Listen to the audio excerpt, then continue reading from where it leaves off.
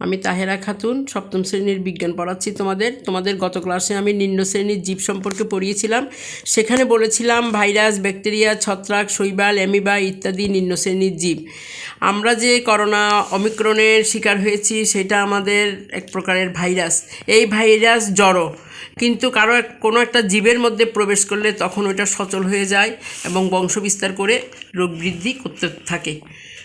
তোমাদের এই অণুজীব জগৎ তোমরা দেখেছো 3 প্রকার: অ্যাকিরিওটা, প্রোক্যারিওটা, ইউক্যারিওটা।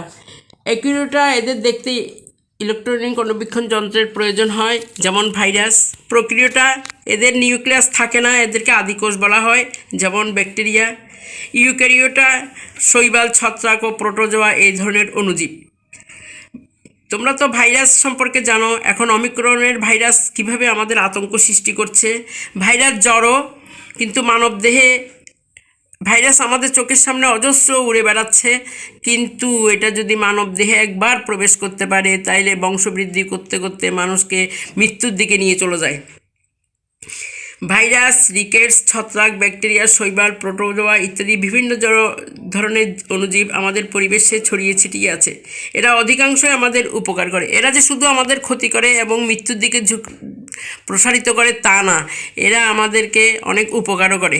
যেমন কোনো একটা মানুষ যখন মরে যায়, এই ব্যাকটেরিয়াই এদেরকে ধ্বংস করে ফেলে, নাইলে পৃথিবীতে বসবাস করা কঠিন হয়ে যেত। ভাইরাস গোলাকার, দণ্ডাকার, ব্যাঙাচির ন্যায় ও পাউরুটির ন্যায় হতে পারে। ভাইরাস মানবদেহে বসন্ত, হাম, সর্দি, ইনফ্লুয়েঞ্জা ইত্যাদি রোগ সৃষ্টি করে। ভাইরাস তোমরা তো দেখতেছই অমিক্রন ভাইরাস কিভাবে ছড়াচ্ছে। ঠিক এরকম বসন্ত, হাম, সর্দি ইত্যাদি বায়ুবাহিত রোগও মানুষের ছড়াচ্ছে। ভাইরাসের মধ্যে আবার অনেকগুলো ভাইরাস আছে, যেমন কক্কাস, বেসিলাস, কমা, স্পাইরাম। কক্কাস ব্যাকটেরিয়া কোষের আকৃতি গোলাকার, এরা দলা বেঁধে থাকতে পারে, যেমন নিউমোনিয়া রোগ সৃষ্টিকারী ব্যাকটেরিয়া। আমাদের কিন্তু এই অমিক্রনটাও প্রথমে নিউমোনিয়া সৃষ্টি করে, পরে আমাদের শ্বাসকষ্ট হয়ে বড় আকারের মৃত্যুর ঝুঁকিতে চলে যায়। বেসিলাস এরা দেখতে লম্বা দণ্ডের ন্যায়, ধনুষ্টঙ্কার, রক্তমশা ইত্যাদি রোগ সৃষ্টি হয়। কমা এরা বাঁকা দণ্ডের ন্যায় আকৃতির ব্যাকটেরিয়া, মানুষের কলেরা রোগের ব্যাকটেরিয়া এই ধরনের। স্পাইরাম এই ধরনের ব্যাকটেরিয়া। তোমরা 4 পৃষ্ঠায় দেখো ছত্রাক, শৈবাল ও আমিবা। ছত্রাক সমঙ্গদেহী, ক্লোরোফিলবিহীন অসবুজ উদ্ভিদ। ক্লোরোফিলের অভাবে এরা সালোক শোষণ করতে পারে না, তাই এরা পরভোজী এবং মৃতভোজী।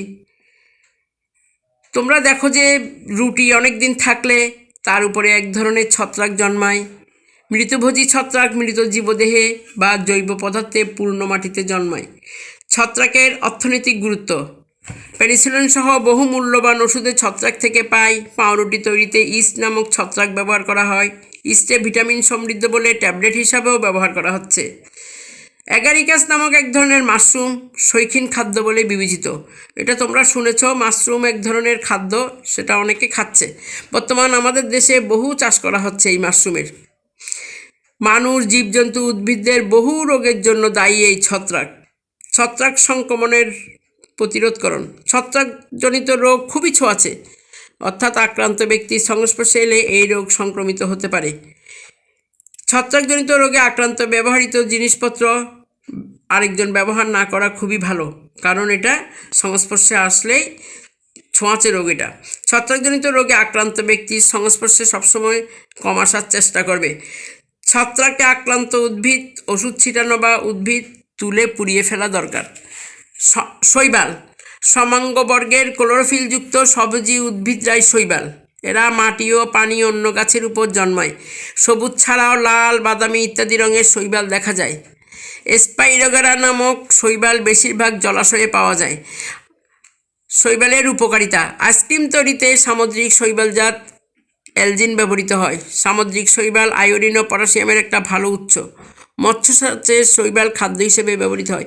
এগুলো তোমাদের আগের ক্লাসে যদিও পড়িয়েছি, আজকে আবার একটু আলোচনা করছি, কারণ তোমাদেরকে আমি আগের ক্লাসে একটু HW দেইনি, আজকের ক্লাসে তোমাদেরকে একটা HW দেব। শৈবালের অপকারিতা।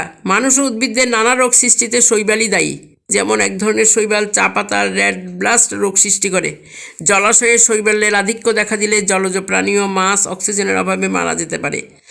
অ্যামিবা শক্তিশালী অণুবীক্ষণ যন্ত্র ছাড়া দেখা যায় না। আমাদের রাজ্যে অনেক অ্যামিবা পড়ে আছে, কিন্তু আমরা তা দেখতে পাই না। এদের দেহেও বিভিন্ন রকম এরা পরিবর্তন হয়। আঙুলের মতো এরা অবিক্ষেপণকে ক্ষণপথ বলে। এরা এক একটা আকারে পরিবর্তন হয়, বারবার এদের খাদ্য গ্রহণ ও চলাচল করে। এদের দেহে পানি গহ্বর, খাদ্য গহ্বর ও সংকোচন গহ্বর থাকে। এদের সারা দেহ একটা পাতলা ও স্বচ্ছ পর্দা দ্বারা ঘেরা থাকে। একে প্লাজমালেমা বলে। অ্যামিবা পানিতে থাকে, স্যাঁতসেঁতে মাটিতে থাকে, পুকুরের তলায় পচা জৈব আবর্জনার মধ্যে জন্মে। তোমরা এই 5 পৃষ্ঠার অ্যামিবার চিত্র দেখো। এরা বিভিন্ন ক্ষণপথ সৃষ্টি করে আছে। এদের একটা নিউক্লিয়াস আছে, সংকোচনশীল গহ্বর আছে। এই চিত্রটা তোমরা দেখবে এবং শিখবে এবং আঁকতে চেষ্টা করবে। পড়তে পড়তে তোমরা চিত্রগুলো আঁকবে। খাদ্য গহ্বর, প্লাজমালেমা, এগুলো সব এই চিত্রটা তোমরা আঁকবে। এরপরে আছে অ্যামিবার, পরে আছে অ্যান্টিমিবা। এটা আমসা রোগ সাধারণত 2 ধরনের, অ্যামিবিক ও বেসিলারি। বেসিলারি আমসার কারণে এক ধরনের বেসিলাস ব্যাকটেরিয়া। অ্যান্টিমিবা নামক এক ধরনের এককোষী প্রাণীর আক্রমণে অ্যামিবিক আমসা হয়ে থাকে। তোমরা জানো আমসা কী রোগ? পায়খানার সাথে রক্ত যায় বিকারের মতো, সেটাই হচ্ছে অ্যান্টিমিবার কারণ। অ্যান্টিমিবা পরিস্থিতিটা রাজ্যভুক্ত আরেক ধরনের এককোষী জীব। খালি চোখে এদের দেখা যায় না। এদের দেহের কোনো নির্দিষ্ট আকৃতি নেই। এরাও সর্বদাই অ্যামিবার মতো আকার ও আকৃতি পরিবর্তন করতে থাকে। এদের দেহ স্বচ্ছ জেলির নেয়, তবে কখনো কখনো প্রতিকূল পরিবেশে এরা গোলাকার শক্ত আবরণে নিজেদের দেহ ঢেকে ফেলে। এই অবস্থায় একে সিস্ট বলে। এখানে অ্যান্টিমিবার চিত্র দেখো। অ্যান্টিমিবার বহুবিভাজন প্রক্রিয়া দেখো। অ্যান্টিমির বিভিন্ন রকমের এই নিউক্লিয়াসটা দেখা যাচ্ছে, ক্রোমাটিন দানা, এগুলা এই অ্যান্টিমিবার ক্ষণপথগুলা কীভাবে খাস করে করে গেছে, নিউক্লিয়াসগুলো কীভাবে বিভাজন হচ্ছে, স্পট তৈরি হচ্ছে, শিশু অ্যান্টিমিবাটা কীভাবে, এই চিত্রগুলো তোমরা একটু আঁকতে আঁকতে পড়বে। এরা পরজীবী হিসাবে মানুষ, বানরজাতীয় প্রাণী, বিড়াল, কুকুর, শুকুর ও ইঁদুরের বৃহদান্তে বাস করে। অ্যান্টিমিবা এক ধরনের আমসা রোগীর জন্য দায়ী। কোনো খাদ্যদ্রব্য এরা থাকে আমাদের, তারপরে শরীরের ভিতর ঢুকে আমাদের রক্ত আমসা সৃষ্টি করে। অ্যান্টিমিবা কোষ বিভাজন ও অণুজীব সৃষ্টির মাধ্যমে বংশবৃদ্ধি করে। স্পিরেশন পদ্ধতিতে একটা কোষের প্রোটোপ্লাজম বহুখণ্ডে বিভক্ত হয়। ক্ষুদ্র ক্ষুদ্র অণুজীব ও স্পোর গঠন করে। অনুকূল পরিবেশে এরা প্রত্যেকটা এক একটা নতুন অ্যামিবা হিসেবে বড় হয়।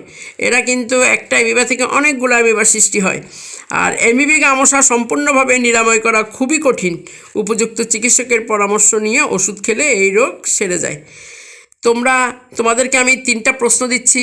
এটা তোমরা, এখানে আমি ছবি পাঠাবো, এগুলো তোমরা একটু করে রাখবে। স্কুল খুললে, আমি মাদ্রাসা খুললে তোমাদেরকে এগুলো আমি দেখব। সেই 3টা প্রশ্নের উত্তরটাও আমি তোমাদেরকে পাশে হিংস দিয়েছি। শৈবাল ও ছত্রাকের বৈশিষ্ট্য সম্পর্কে ধারণা নিতে পারলেই 1 নম্বর প্রশ্নের উত্তর দিতে পারবে।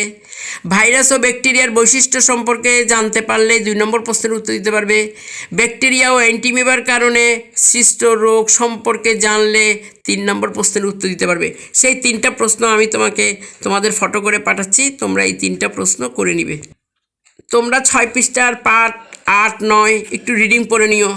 স্বাস্থ্য ঝুঁকি সৃষ্টিতে অণুজীবের ভূমিকা, মানবদেহে অণুজীব সৃষ্টি, স্বাস্থ্য ঝুঁকি, প্রতিরোধ ও প্রতিকার, এগুলো একটু তোমরা বাসায় পড়ে নেবে। আর তোমাদের একটা, এই অধ্যায়ে আমরা যা শিখলাম খুব ইম্পর্টেন্ট, তারকা চিহ্ন 1টা, 2টা, 3টা, 4টা, 5টা, এই 5টা খুব ভালো করে মুখস্থ করবে। ভাইরাস, ব্যাকটেরিয়া, ছত্রাক, অ্যামিবা ইত্যাদি নিম্ন শ্রেণীর জীব। ভাইরাস, অকুশীয়, তোমাদের তো জানো বহু নির্বাচনী প্রশ্ন আসে। এখান থেকে তোমাদের 5টা খুব ইম্পর্টেন্ট দেখেই তারকা চিহ্ন দিয়ে 5টা দিয়েছে।